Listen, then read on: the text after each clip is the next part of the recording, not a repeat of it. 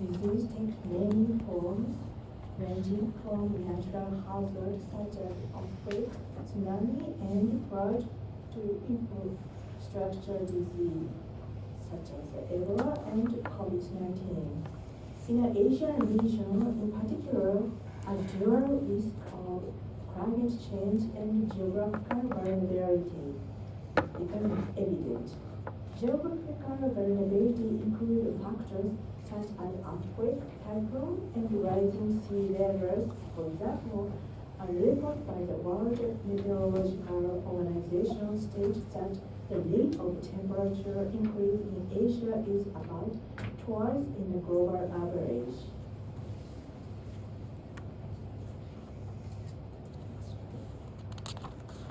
So recently we have a lot of disaster. In 2025, there was the Myanmar earthquake.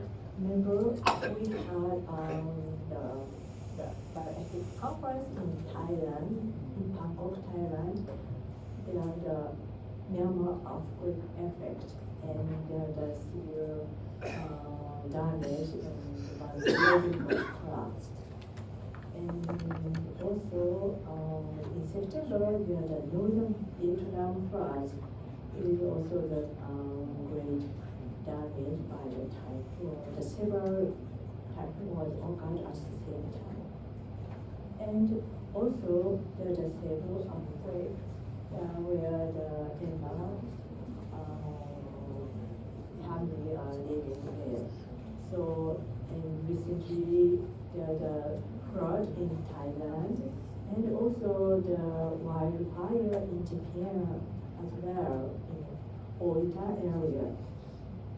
So there are so many disasters, and disasters do not merely cause physical damage, they also impact social ethics and social services such as educational opportunity, healthcare, and welfare.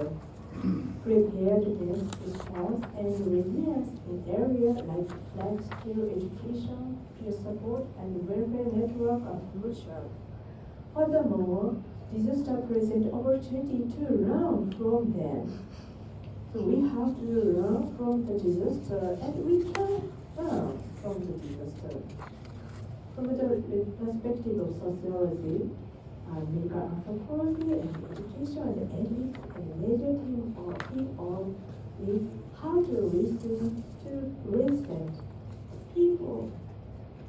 People's voice after the disaster and build a sustainable learning and support system for the community.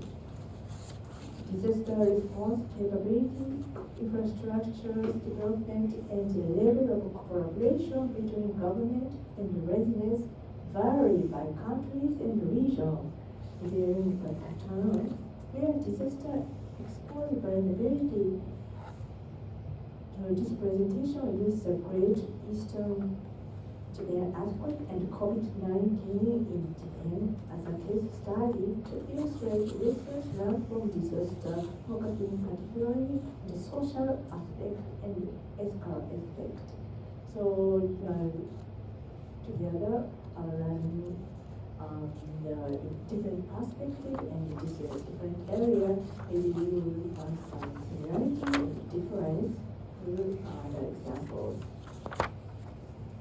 So let us overview the Great East Japan earthquake. It was occurred in March 11, 2011. The magnitude 9.0. And we have an earthquake, and after earthquake, there was a tsunami. Like almost 1 hour later after the earthquake. The tsunami reached a height of 30 meters in some areas and claimed the lives of approximately 18,000 people.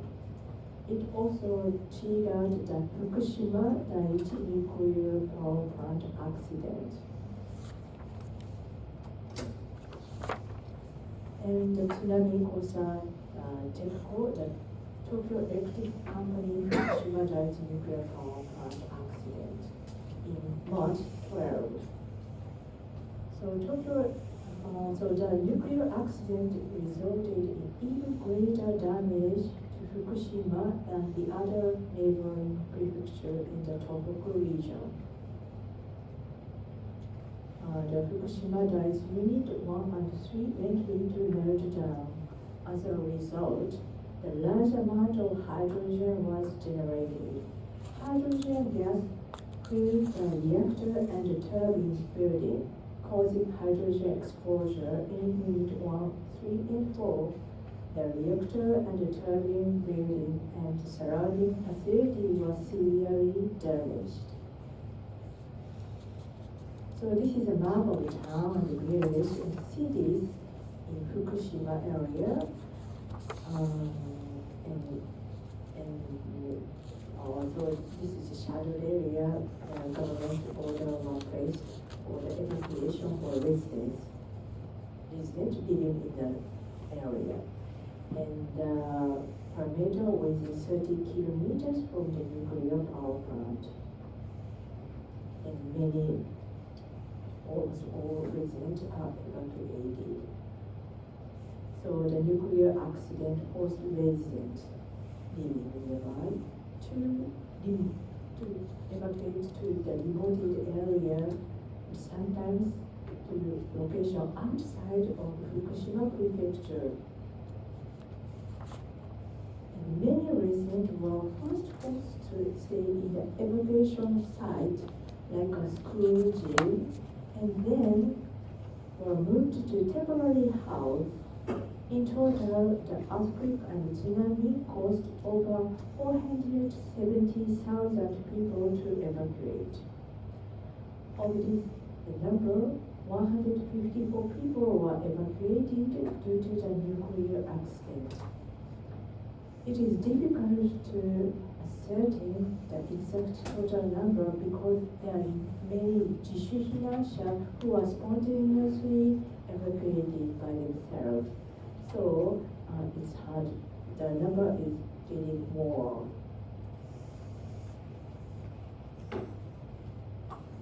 And the emergency evacuation following the nuclear accident spread nowhere, not even the hospitals. The Futaba Hospital and the nearby nursing home were only 4.5 kilometers from the Fukushima nuclear power plant. The day after the accident, the government ordered everyone within 10 kilometers to evacuate. In normal conditions, everybody should have left quickly. However, the evacuation of all patients and residents was not finished until March 16, like 5 days later. After the earthquake, the hospital lost electricity, heating, and food. The wait for evacuation, the long bus trip, and the poor condition at evacuation site, such as cold school gym, were especially hard for seriously ill and elderly patients. By March 15th, 21 patients and residents had died, either in the hospital, during transport, or soon after arrival. The second evacuation group traveled about 230 kilometers over 10 hours.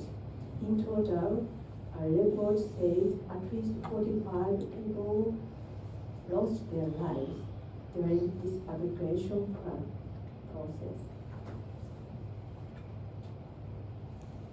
So another example, after the tsunami, Japan implemented large-scale infrastructure reconstruction project aimed to restoring damaged facilities. Massive coastal defense structures were built and reinforced along the Pacific coast of the Tohoku area. In some areas, sea walls exceeding 10 meters in height were constructed to prevent future tsunami damage. look at this height to compare the bars.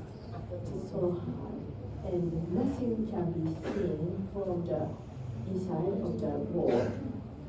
At the same time, multi-layered protection system combine seawalls, coastal forest, and elaborated evacuation route were introduced.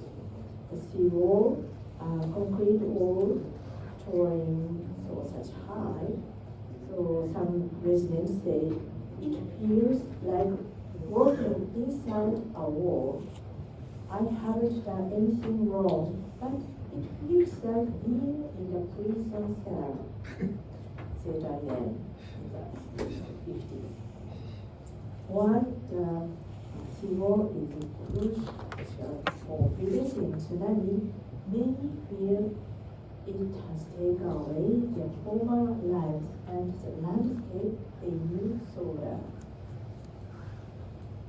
Is a seawall really necessary? Isn't it more dangerous to be completely unable to see the movement of the sea? Such debate are constantly being raised.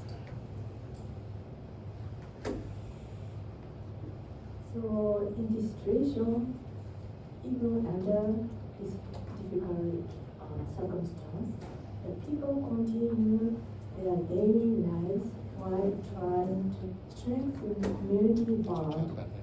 One example is holding gathering events in meeting space and evacuation center. They want to rebuild communities even after the evacuation site.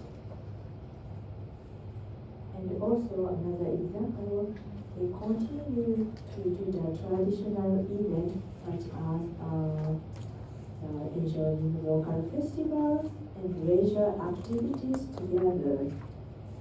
And also doing something to contribute to strengthen the community resilience. In case Fukushima, an example including the religious festival no Maori. You can see the picture of the no Maori.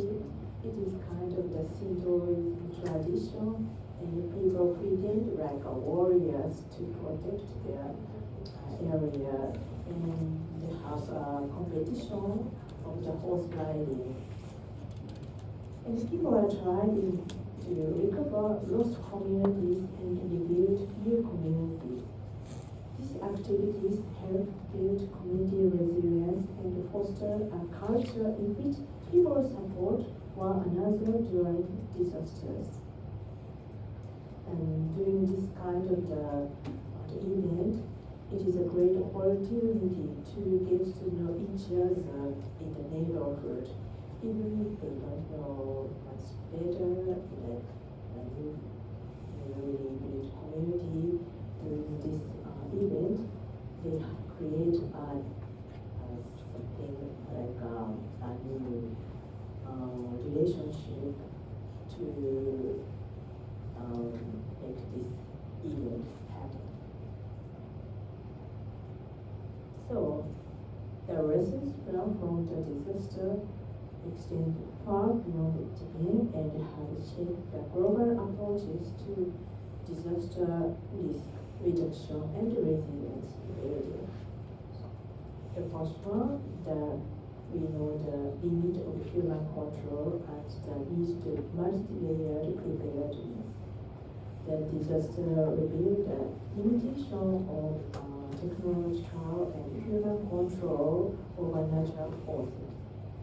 Even with advanced infrastructure such as seawall and disaster planning, the magnitude of the tsunami exceeded expectations. This emphasized the necessity of multi-layered preparedness, including both structural measures such as seawall and evacuation route, and non-structural approach such as community education and risk communication. And second, the community bond and the importance of social capital. So survivors often report that multiple help and And the mutual and bilateral help and strong community ties were key to saving their lives. Areas with well-organized neighborhood network or frequent disaster drills had a higher survival rate. The third, crisis communication and information management. The confusing following and the earthquake and nuclear accident highlighted the serious issue in risk communication and transparency. Accurate and timely information sharing between the government, media, and the public became one of the central challenges. This led to reforms aiming to improving disaster information system and public trust.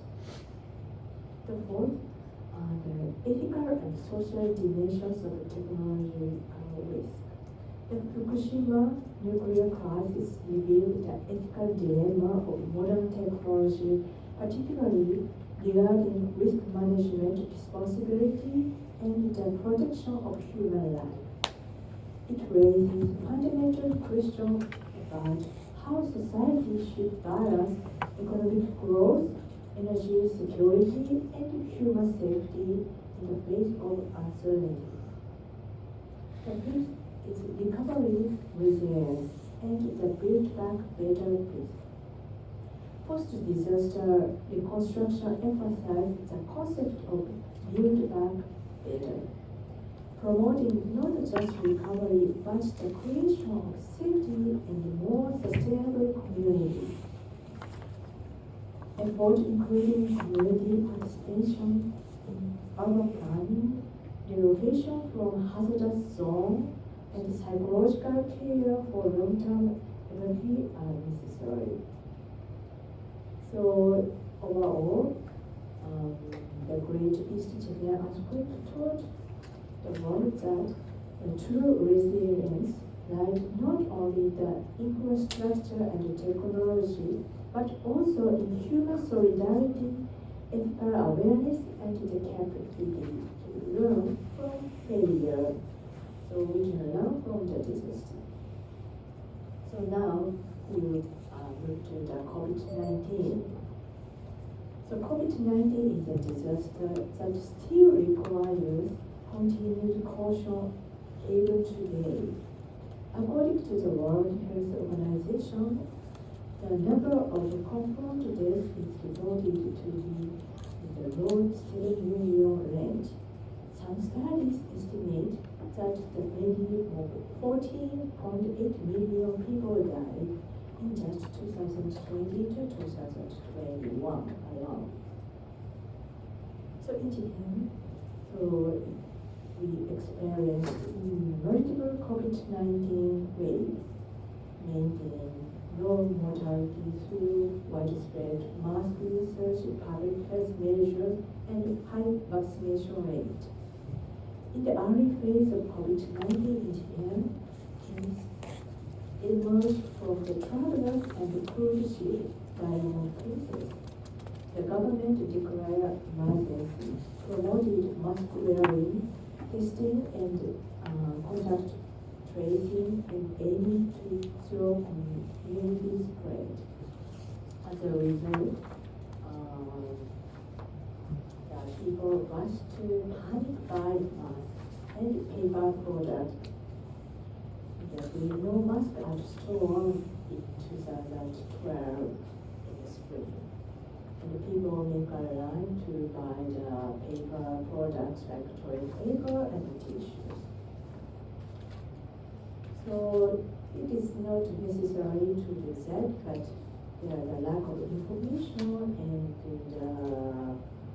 some misunderstanding. There are the panic buying like this. The pharmacists soon run out of mask, toilet paper, and the paper supplies. During the state of emergency, the social distancing measures led to school closure and empty town of people.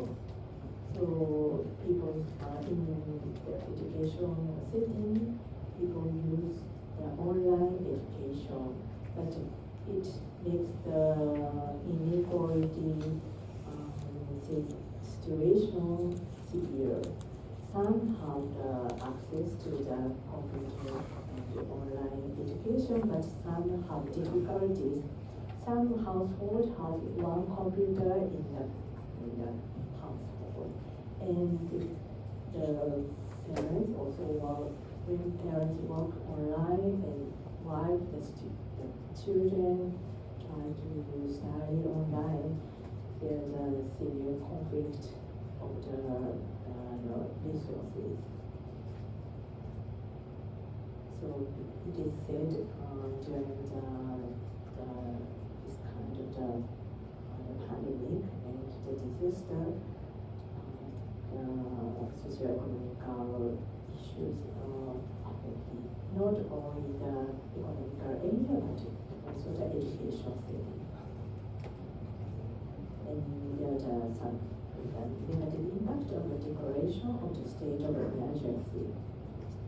Declaring the economic activities, so it is severe problem for net camper refugees. What is net camper refugees? There are many people who live temporarily in internet cafe due to housing insecurity. So they became homeless after declaring after the declaration. And also inequality in the access of education or housing. And also, there's a stigma against the people who got ill, especially the COVID-19. So this is kind of the victim blaming. So it is a social problem. And also, there is discrimination against the medical staff and the workers and the workers in the hospital. Or accepting the patient with the lives or nothing at all. So it is kind of a very social problem. And also in the hospital, there is a restriction to the patient family visit. This restriction were placed on visitors. So even for the family, as a result, some families were unable to be present at the time of the death or could not say a proper final goodbye. And so April 2025, this year, various forms of visitation, such as in-person, online, or through partition, become available depending on each facility policy and rules. So, however, some facilities require advance reservation or simple time limits.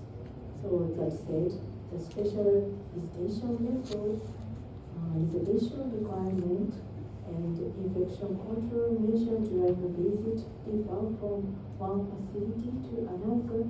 There are still many restrictions. So these are the risks from the COVID-19 pandemic. So we can learn from the pandemic how to communicate when the government direction is uncertain. We need to learn the community communication method. And also preventing COVID-19 infection, we must keep a human connection even to prevent the infectious disease. And it is important to eliminate stigma and make it natural for them to be accepted as a member of the community. It is so obvious, but we have to be cautious. So in conclusion, by examining two major disasters, the Great East Tibet earthquake and COVID-19, we can see that fostering community resilience is essential for effective disaster prevention and response, strengthening the social bond the mutual support within community enables society not only to witness crisis, but also to recover and adapt in the society afterwards. So there are several movements to make or reconnect the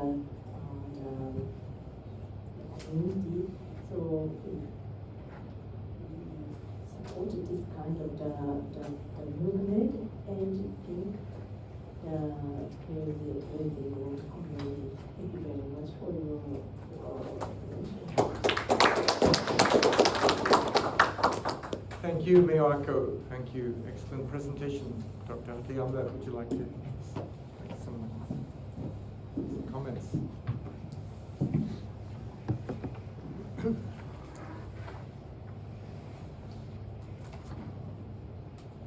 As Dr.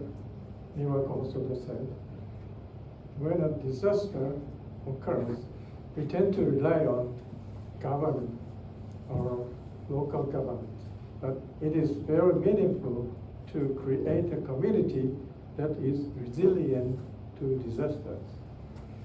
We heard that a man inpatients at Futaba Hospital in Okuma Town, Fukushima Prefecture, and residents of nursing facility in Futaba, 66 people died due to delayed evacuation, long travel distances, and poor evacuation sites. If we had been able to create a community that is resilient to disasters, I think many of them would have been saved. In the Great East Japan earthquake, 3,800 people died in disaster-related deaths. In last year's Noto Peninsula earthquake, twice as many people died in disasters as disaster-related deaths. I think that if we had not too much relied on the government and local governments, and if we had prevented and raised awareness in the local community, we would not have had so many disaster-related deaths. I also think that building a huge breakwater that severely damages the landscape is a problem, considering the negative psychology it gives to residents. It should be judged from both technical, ethical, and psychological aspects. I have created a new public system that allows tax deductions for NGO and NPO activities. And I think it would be effective to turn the community into NPOs or NGOs. I would like to know more detailed guidance on how to create a community that is resilient to such disasters and how desirable the size of the community might be. It has been 2 full years since the Noto Peninsula earthquake actually occurred. I don't think the lessons of the Great East Japan earthquake have been applied to the Noto Peninsula earthquake. Communities have failed to be sparse in large cities like Tokyo because they do not cooperate with neighbors. And it is extremely difficult to create a disaster-resistant community in such an environment. During pandemics such as COVID-19, as you said, it is necessary to cut off human relationships, that is, reduce contact with others in order to prevent infection. However, just because they are infected should not exclude them from the community. Even if you don't meet, love works. It is to maintain the spirit of fraternity. That is what I think. Thank you very much.